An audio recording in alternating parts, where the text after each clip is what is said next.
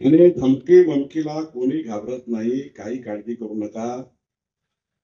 आपलं सरकार हे सौजन्याने वागणारं सरकार आहे. आपलं सरकार कधी कोणाला धमक्या देत नाही.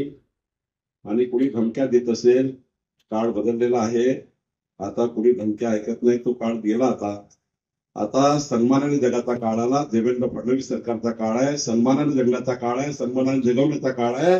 कुणी जर धमकी दिली, एक छोटा मेसेज शिवेंद्रजी करा, एक मेसेज मला करा, धमकीवाले घरी जातील. काहीच काळजी करू नका, त्याची काही काळजी करू नका. अनिल, माझाही नंबर घे, शिवेंद्राचा नंबर आहे.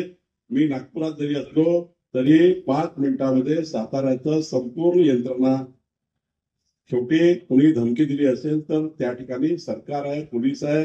आपल्याला धमकीला घाबरायची गरज नाही. कुणी धमक्या देऊ नये, धमकी देऊन राजकारण करता येत नाही. आता 21वा शतक आहे. या शतकामध्ये विकसित भारताचा संकल्प होतोय, विकसित महाराष्ट्राचा संकल्प होत आहे. मग अशा वेळी धमकी वमकी काही कोणी ऐकू नका.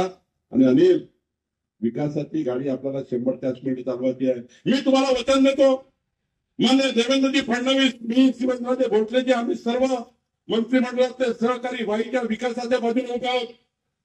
बंधू भगिनींनो, वाईचा विकास हा आम्ही संकल्प करा, कोणाच्या बापा पिकाला आलोय.